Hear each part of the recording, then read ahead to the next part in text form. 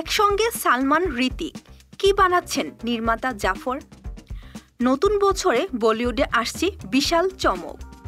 এবার একই ফ্রেমে দেখা যাবে দুই সুপারস্টার সালমান খান এবং হৃতিক রোশনকে।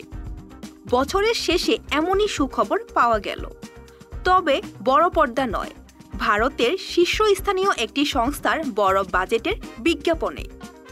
পরিচালক আলী আব্বাস জাফর, যিনি সুলতান, টাইগার জিন্দা হে, ভারত এর মতো ব্লকবাস্টার ছবি উপহার দিয়েছেন, এবার সালমান হৃতিক রোশনকে নিয়ে নতুন প্রজেক্টে হাত দিয়েছেন এই নির্মাতা।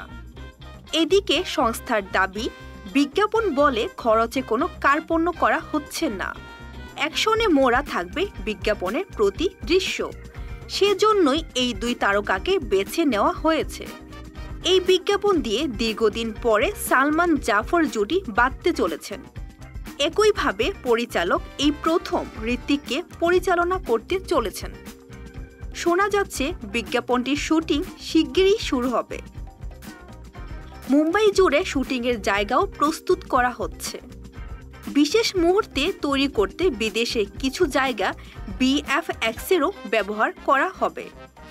প্রসঙ্গত, হৃতিক রোশনের হাতে এই মুহূর্তে বড় কোনো প্রজেক্ট নেই, তবে সালমানের মতোই দক্ষিণী পরিচালকদের সঙ্গে কাজ করে সাফল্যের পথে এগুচ্ছেন বলিউডের তারকারা।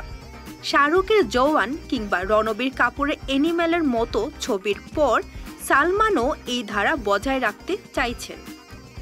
তবে সালমান ও হৃতিকের এই নতুন বিজ্ঞাপন বলিউডে বাড়তি উত্তেজনা যোগ করবে তাতে কোনো সন্দেহ নেই। এতক্ষণ আপনাদের সাথে ছিলাম রেহানা সুলতানা প্রীতি।